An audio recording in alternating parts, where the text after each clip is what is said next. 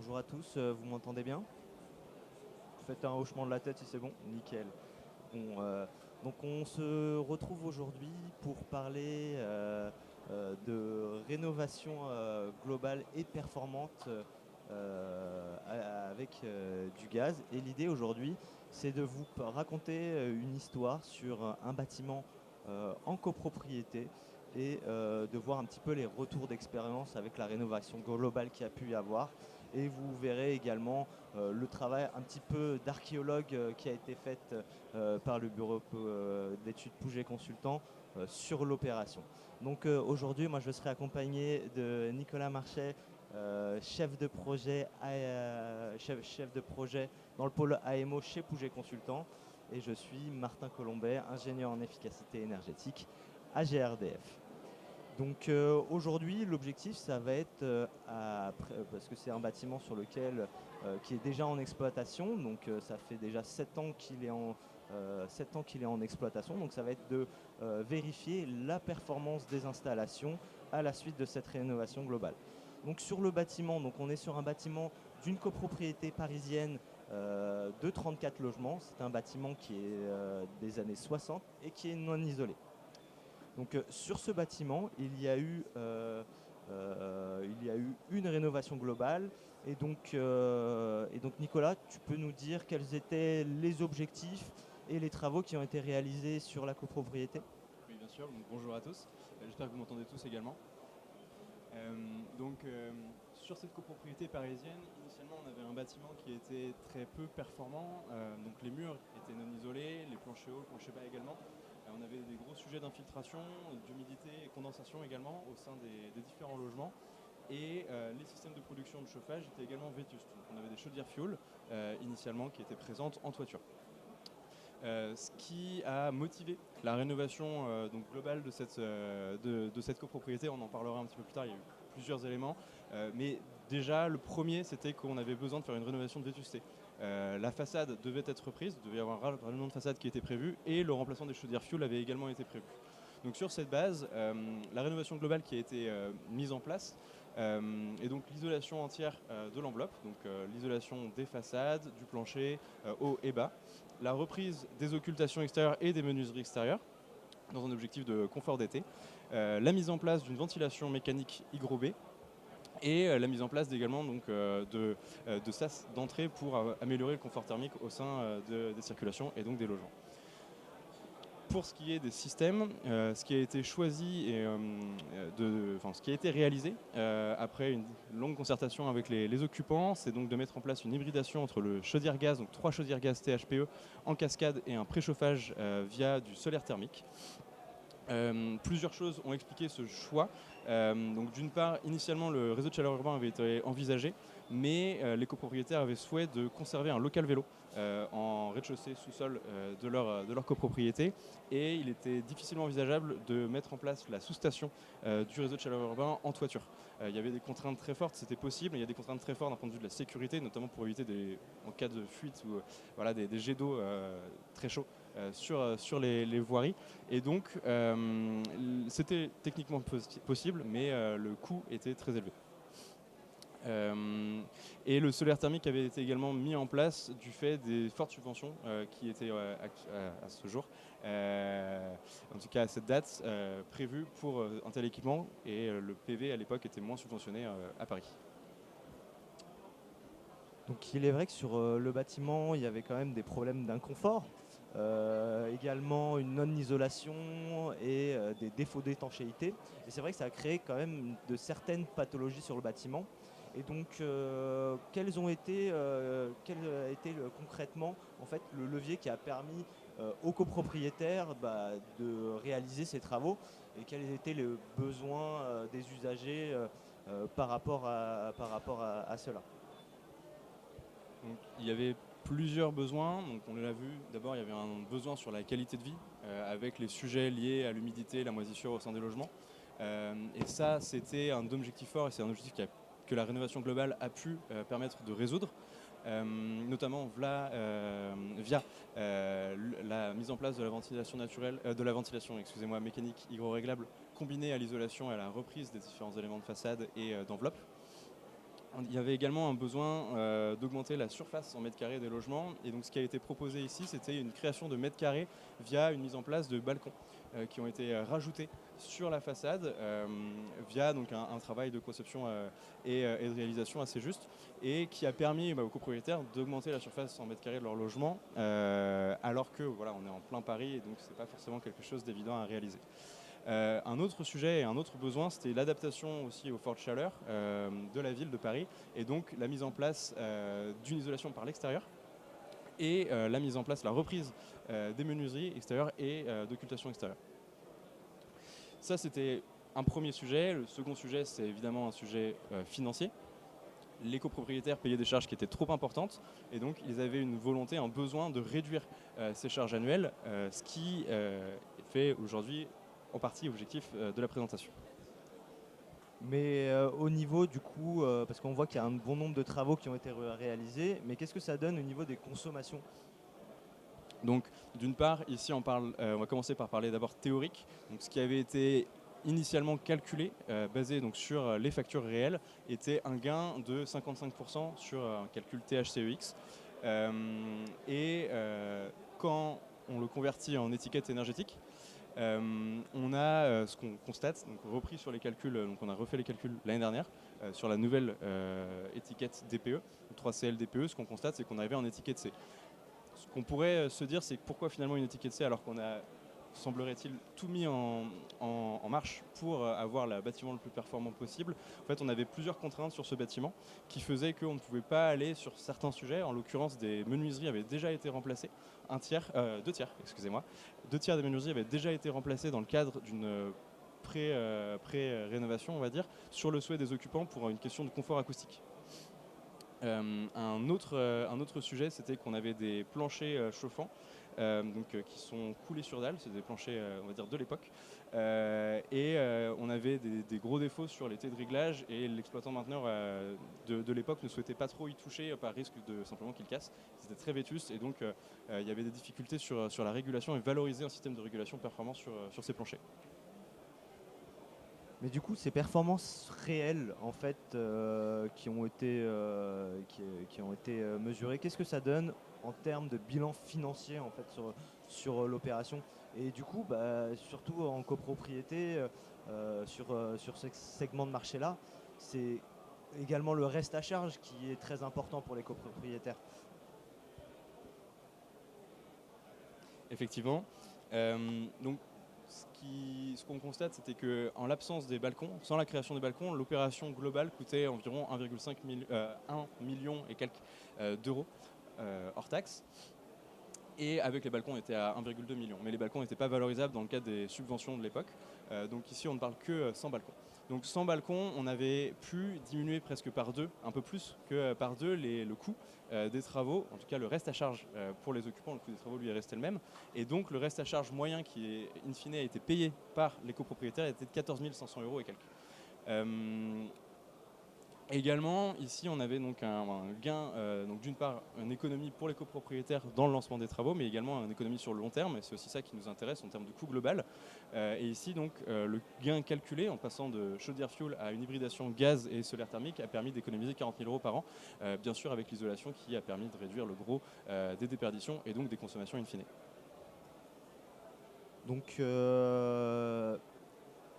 l'idée, c'est que du coup, sur ce projet, il y a également des mesures qui ont été réalisées sur l'opération pour justement voir en fait sur ces 7 dernières années, en fait, quelles ont été justement les consommations réelles. Donc, il y a eu un vrai travail d'archiviste qui a été fait par toi, Nicolas, en compilant à la fois les factures énergétiques, les consommations, également les livrets en chaufferie et les dossiers de conception. Et donc à l'issue de ça, on peut voir sur ce graphique qu'on a justement l'évolution des consommations de chauffage et d'eau chaude sanitaire sur ces 7 dernières années. Donc vous voyez la barre qui est à l'horizontale représente en fait l'objectif qui avait été fixé au stade de la conception à atteindre. On voit que globalement, en fait, sur sur ce graphique, c'est un bilan extrêmement positif parce qu'on a quasiment atteint les différents objectifs. Mais l'idée, c'est quand même que quand tu as fait ce travail d'archiviste, il y a quand même énormément d'éléments et une histoire à raconter autour de toutes ces années qui ont permis justement de justifier le pourquoi du comment. Parfois, il y a certaines augmentations et dans d'autres cas, des diminutions de consommation. Oui, donc merci Martin pour l'introduction. Et effectivement, sur ce bâtiment, vous vous en doutez, en copropriété, déjà que l'exploitation n'est pas forcément simple sur d'autres typologies de bâtiments, notamment pour suivre l'historique des réalisations d'exploitation. Ici, sur un logement type copropriété, c'était d'autant plus compliqué, d'autant qu'il y a eu une réorganisation, une restructuration, on le verra ensuite, de l'exploitant mainteneur en cours d'installation. Donc en fait, on a eu 3 fois des changements d'exploitant mainteneur sur 8 ans, ce qui aussi a fait que la donnée n'était pas évidente à retrouver. Donc en termes d'état initial, ce qu'on voit, c'est que sur les 2 premières années, donc 2017-2018, on a déjà une grosse diminution des consommations du bâtiment, et ça, c'est dû à l'isolation de l'enveloppe. Donc façade, plancher haut, plancher bas. Les systèmes n'étaient pas encore complètement mis en place, et ce qu'on voit, c'est qu'entre 2017 et 2018, on a également une réduction des consommations, parce que en 2017, l'entreprise qui réalisait l'isolation des façades a déposé le bilan. Et donc, un pignon était resté non isolé.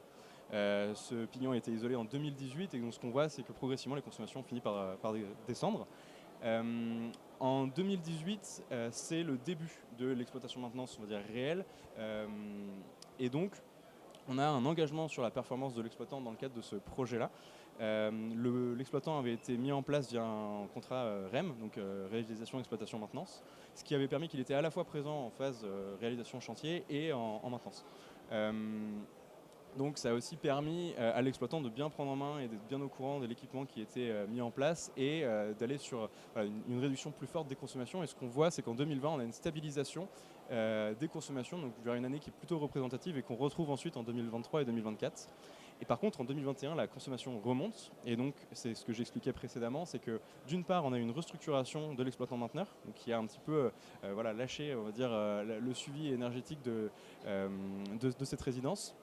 Et d'autre part, on a également un maintien des coûts énergétiques alors qu'on est en 2021, donc avec le début de la guerre en Ukraine.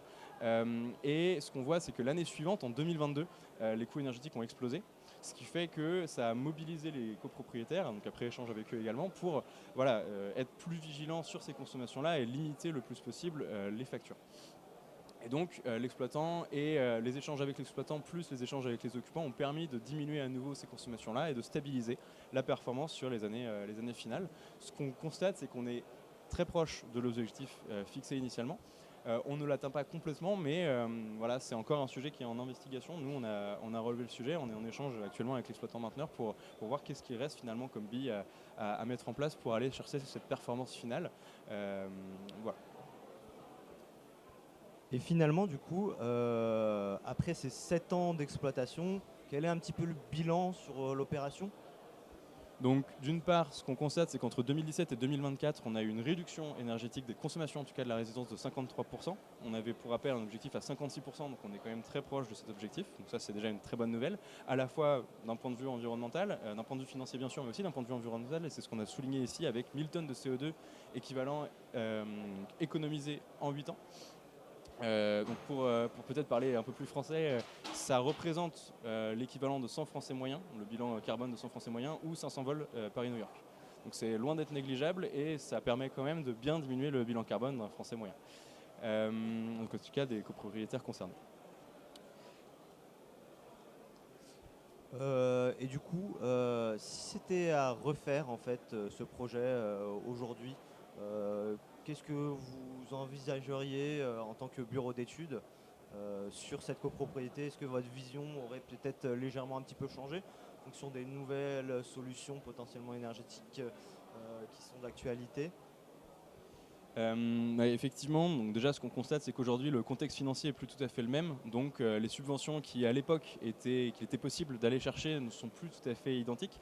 Donc ça pose des questions. Également les systèmes qui sont poussés par ces différentes subventions ne sont plus tout à fait les mêmes. Le solaire thermique est un petit peu moins subventionné qu'auparavant. Donc effectivement, ça pose une question de vers quel système on aurait pu aller. Donc il y a toujours l'hybridation qui est intéressante, surtout au regard des contraintes, et qui étaient quand même des contraintes très fortes sur cette copropriété et qui limitaient les choix techniques possibles.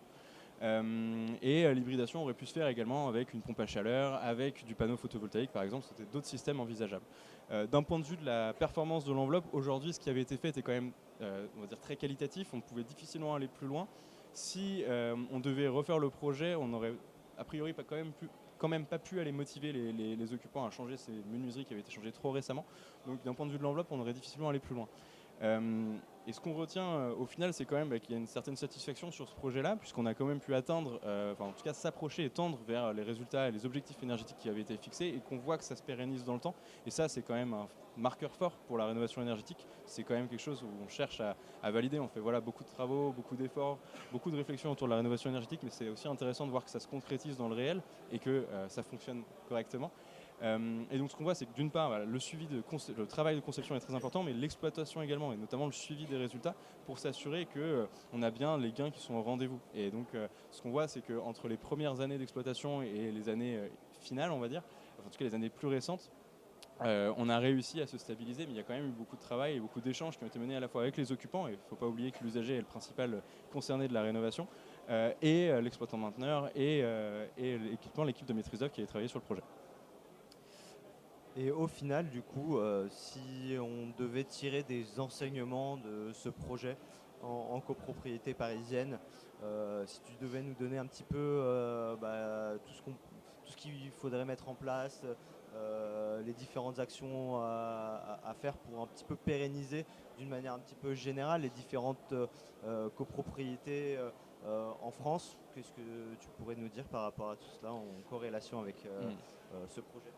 Aujourd'hui, ce qu'on a noté, et vraiment, à notre sens, en tout cas, le point crucial, c'est vraiment le sujet de l'exploitation. Il est important de prévoir que l'équipe de maîtrise d'œuvre puisse suivre l'exploitation, en tout cas au début, qu'on ait un échange qui soit bien fluide avec l'exploitant mainteneur et les copropriétaires pour aussi s'assurer de ce sujet-là.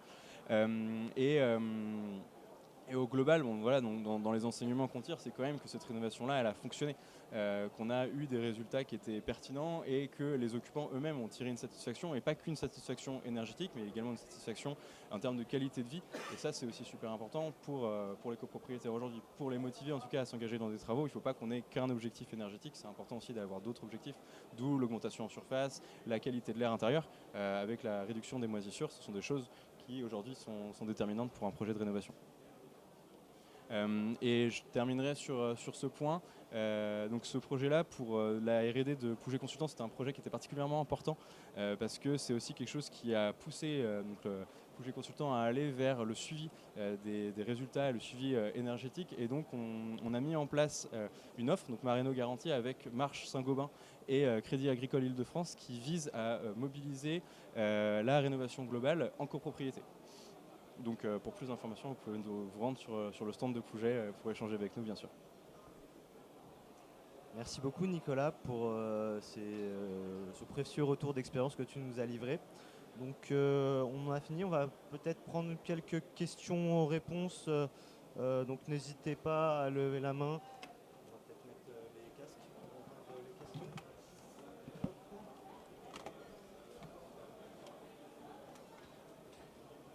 Alors n'hésitez pas à poser des questions. Vous avez dit 1 million d'euros de travaux et 34 logements. On n'a pas dit la surface, qu'on est à un ordre de grandeur du coût de rénovation au mètre carré. Donc sur ce point, on était aux alentours de... Alors, excusez-moi, ça fait un petit moment quand même pour ce projet. C'était entre 3 et 4 000 m². J'ai plus exactement la surface précise, mais on était dans ces eaux-là. Donc c'est des grands logements, alors c'est pas des studios. Non. On avait on a une grande variété de typologies. Ça dépendait aussi de l'étage, de chacun des logements et autres. Donc on avait de mémoire une majorité quand même de T2, T3. Donc, ça fait grand pour des T3. Hein. Donc 3 000 m². Hein.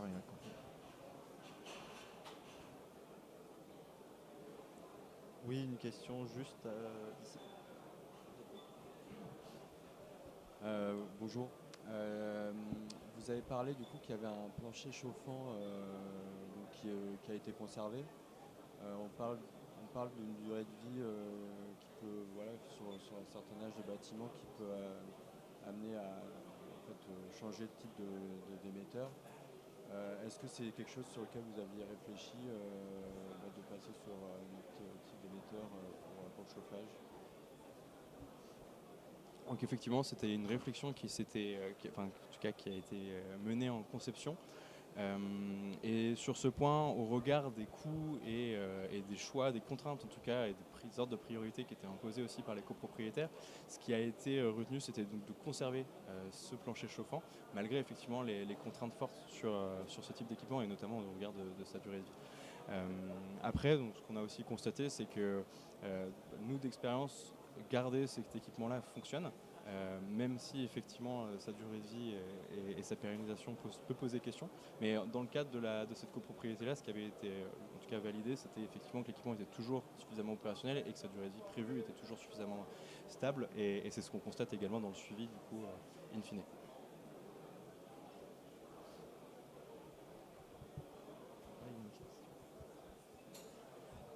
Bonjour. Moi, je voulais savoir, vu le coût des travaux, est-ce que vous ne proposez pas des solutions type marché global de la performance énergétique?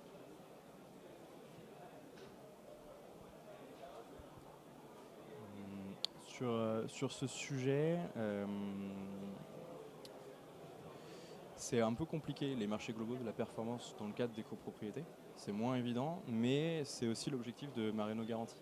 C'est d'aller vers ce type de projet-là, voilà, pour aussi rassurer les occupants. Enfin, voilà, dans le cadre aujourd'hui actuel, d'un point de vue du contexte économique actuel, c'est pas forcément évident de se projeter dans des travaux, et donc d'avoir en tout cas une suivi, une garantie de la performance énergétique des travaux qui vont être engagés, ça permet de rassurer. C'est un argument, en tout cas marqueur phare pour les copropriétaires. Merci. Une question un peu plus loin. Bonjour, merci pour la présentation. C'est toujours intéressant d'avoir des retours 8 ans après une rénovation, surtout vu le contexte. Vous avez parlé au niveau du programme de travaux dédiés aussi au confort d'été, avec les occultations, les menuiseries, et je pense aussi du coup au balcon avec les masques que ça pouvait créer. J'ai pas forcément vu de retour sur le confort d'été. Est-ce que vous en avez eu? Est-ce que vous en avez suivi sur les 8 ans, je sais pas, avec certains indicateurs? Et est-ce que vous avez eu des retours d'occupants ou du conseil syndical à ce niveau-là? Alors on n'a pas mis en place d'instrumentation du confort d'été, ça ne faisait pas partie du cadre nous de ce qu'on pouvait proposer en tout cas sur cette copropriété-là, et notamment parce que les copropriétaires ne souhaitaient pas avoir une armada de capteurs au sein de leur logement, ce qui est compréhensible. Mais en tout cas les retours qui ont été faits de la part des copropriétaires, c'est effectivement qu'il y a eu une vraie amélioration et un maintien des températures. Donc a priori, c'est difficile d'en juger en tout cas de la pertinence du confort, c'est toujours qualitatif et puis ça dépend de chacun. Donc voilà, il y a quand même plusieurs paramètres à prendre en compte. Outre la température, il y a également l'humidité, la vitesse de l'air, ce genre de choses, et aussi les pratiques avec l'habillement.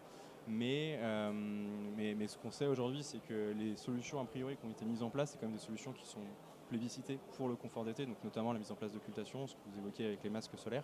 L'isolation thermique par l'extérieur aussi permettre de conserver l'inertie, et aujourd'hui on avait en tout cas l'accès à l'inertie. Et aujourd'hui effectivement on avait quand même des murs qui étaient assez lourds, et donc cette isolation par l'extérieur permettait en tout cas d'aller vers ce sujet-là.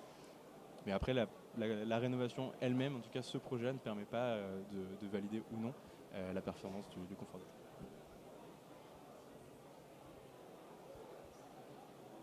On a le temps pour une dernière petite question si vous le souhaitez. Je pense que ça veut dire que tout a été clair. Merci beaucoup en tout cas pour